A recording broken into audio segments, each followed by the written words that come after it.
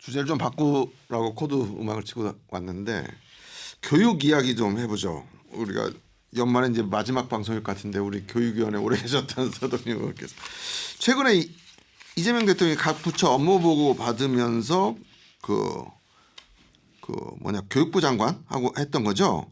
거기서 서울대하고 지역 국립대학들이 학생 1인당 교육비 문제가 서로 좀 차이가 난다 이런 걸 지적했는데 여기서도 교육부가 답변을 잘 못해서 좀 관심을 끌었었죠. 예. 어떤 내용인지 쭉 정리를 한번 해주시죠. 일단 지금 이제 이재명 대통령이 각 부처별 업무 보고를 계속 받고 있는데 네. 그게 전부 다 이제 생방송으로 중계가 되고 네.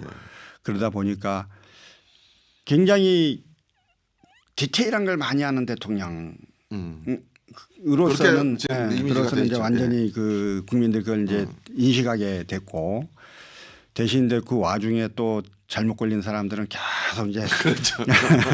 예전에 광주 전남 그때도 그랬고. 예. 근데 이번에 이제 교육부 업무 보고 중에 이제 그 학생 1인당 교육비 문제가 나왔는데 네. 장관도 제대로 답변을 못했고 옆에 있는 관료들이 제대로 답변을 못했어요.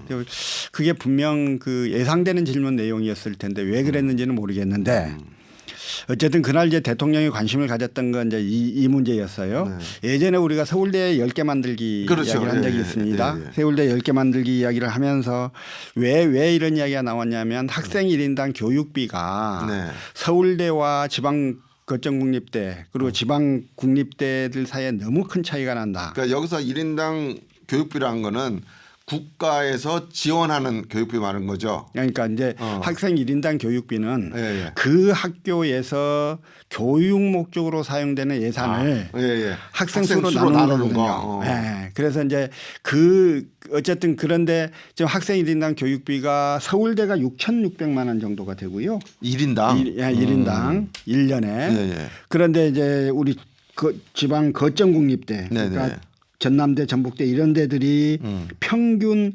2,200만 원 수준이에요.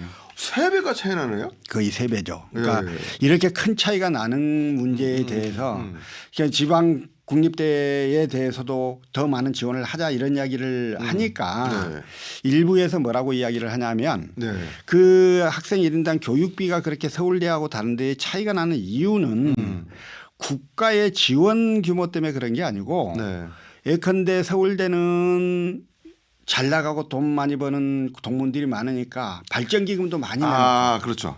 그다음에 대학들도 돈을 끌어오려고 총장들이 그렇죠. 열심히 뛰니까. 그다음에 그 산학 협력들을 통해서 외부 영역들을 많이 하니까 거기서 번 돈들도 많고 이런 돈들이 많아서 그런 것이니까 그런 것들을 다 그 차이를 무시하고 무조건 하고 지방대를 산술적으로 지원하는 게 말이 안 된다. 이런 이야기들이 있는 거거든요. 그 이야기를 대통령이 듣고 그 질문을 했던 거예요. 그랬더니 그러면 이제 대통령이 그날 이렇게 발전기금을 받거나 산학협력을 통해서 외부 용역으로 번 돈들 말고 국가가 지원하는 돈은 얼마냐. 그러니까 이것만 좀 내가 처음에 이야기해봐라. 얘기했던 그 1인당 국가 얼마나 이것만 좀 이야기해봐라 하는데 그걸 뭔 말인지를 몰라가지고 대답을 못하고 좀 한참 그래요? 그 대답할 내용을 찾는데 한 5분 이상이 걸렸던 그래서 되게 좀 답답했던 그런 건데요. 그 이제 그날 나온 데이터가 서울대는 국가에서 지원하는 돈이 7,200. 그러니까 1년에. 그러니까 교육부나 아무튼 국가 정책, 국가 세금으로 지원하는 돈이 7,200억 정도. 거기에 비해서 거점국립대들은 평균 2,980억. 이라는 거예요. 그러니까 3천억 치면 이것도 반이 안 되죠. 2.33배 정도 차이 나네. 그래서 이런 차이가 나는 거예요. 이거는 좀 문제가 있죠. 왜냐하면 총장이 많이 갖고 오는 건 자기가 능력 있어서 갖고 오는 거고 교수들이 열심히 해서 갖고 오는 거니까 그 차이가 나는 거는 어떻게 할 수 없고 그걸 동일하게 하는 건 공산주의 국가고. 근데 국가에서 주는 돈이 2배 넘게 차이 나는 건 좀 문제가 있는 거죠. 이거는. 그래서 대통령이 이 문제를 지적한 거죠. 그러니까 많이 받는 사람 깎자고 하면 기분 나쁠 테니까 좀 적게 받는 사람 더 주도록 하죠라는 이야기를 그날 한 거죠. 그래서 지방 거점국립대학도 국가가 지원하는 돈들은 더 주는 방식으로 이렇게 해서 지방 대학의 수준들을 좀 높여 나가면 좋겠다 이야기를 한 건데 근데 이제 이게 조금 더 따져봐야 할 부분이긴 한 게요. 네. 교육부가 설마 서울대하고 다른 데를 나눠서 이게 주는 돈이 다를 수는 없을 거잖아요. 그러니까 저도 그런 생각이 들어요. 왜 인건비를 여기는 100원 주고 저기는 200원 주고 그럴 수는 그러니까 없을 거예요. 아까 7,200억 대 3,900억이라고 하면 학생 수가 차이가 나서 그럴 수도 있겠지만 학생 수가 뭐 서울대가 2배 이상 넘지는 않으니까 그럴 것 같고 1인당 이것도 계산을 해봐야 될 것 같아요. 이게 왜 이런 효과가 나는 거냐면 당초 교육부는 서울대는 연구중심 대학으로 가겠다. 라고 해서 교수 신규 채용 TO가 들어오면 서울대는 계속 연구중심 대학이기 때문에 교수 신규 그 증원을 계속 허가를 해줬었어요. 그런데 이제 실제로 우리가 알다시피 서울대가 연구중심 대학으로 간 건 아니잖아요. 서울대 간판 가지고 나와서 그 좋은 지역 좋은데 취직하는 거가 대부분 목적인 뭐 이런 거고 그렇죠. 연구 중심이 아닌 거에 대해서는 우리가 거의 대부분 인정을 하는 바인데 어쨌든 그러다 보니까 연구 중심 대학이라는 명분 하에 교수 숫자가 늘어나면요. 교수가 많이 늘어나니까 인건비가 많이 들어갈 거 아니에요. 등등이에요. 또 시설도도 많이 필요하고 막 그렇죠. 일에 건물도 더 필요하고 이런 것들 때문에 서울대에 대한 지원들이 많이 늘어났던 거고 다른 지방 국립대학들은 그렇게 하지 않았던 거죠. 그러니까 교수 신규 채용을 하겠다고 신청을 해도 다 기각하고 이러면서 지방대는 상대적으로 교수들 숫자도 적은 거고 이런 것들 때문에 금액 차이가 나는 거예요. 그러니까 이제 일률적으로 금액 차이를 준 게 아니라 여러 가지 과제들이나 이런 것을 지원하는 과정에서 차이가 나게 됐다. 그러니까 근본적으로는 돈 주연하는 돈의 문제가 아니라 교육부가 서울대는 연구중심 대학으로 한다고 교수를 많이 해주고 지방대학들은 그렇게 하지 않았던 데서 오는 문제거든요.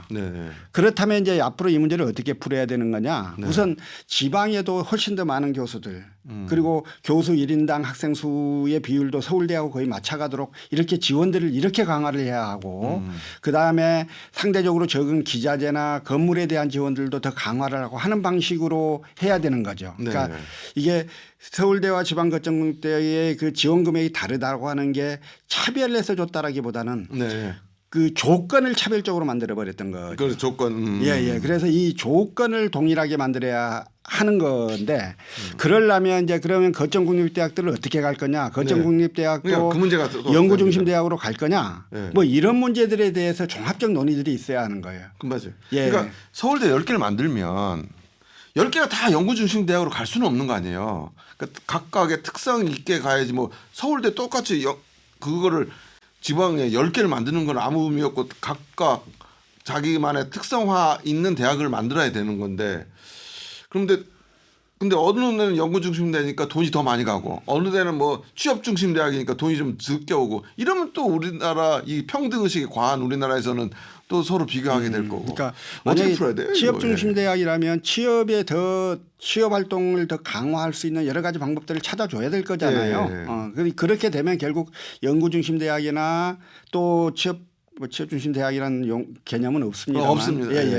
이런 어느 대학이건 결국 교육부로부터 지원되는 돈은 비슷한 수준으로는 가게 될 텐데요. 그보다 먼저 어쨌든 돈을 평등하게 나누는 것보다 더 먼저는 각 대학들을 어떤 컨셉의 대학으로 만들어 가려고 할 거냐. 이걸 먼저 협의하고 각 대학들이 그 부분에 대한 계획들을 세워내면 거기에 맞춰서 교육부가 추가 지원을 하는 방식으로 해서 지방에 있는 대학들이 학생당 교육비가 결국은 서울대만큼은 아니어도 최소한 뭐 서울에 있는 주요 사립대 정도는 좀 될 수 있도록 끌어올리면 지방에 있는 대학들이 경쟁력을 갖게 되고 지방에 있는 대학들의 인재가 필요한 기업들이 지방대학 중심으로 다시 오게 되는 이런 선순환이 될 것입니다. 그래요. 오늘 말씀 여기까지 듣게요. 감사합니다. 고맙습니다. 지금까지 서성영 의원과 함께했습니다.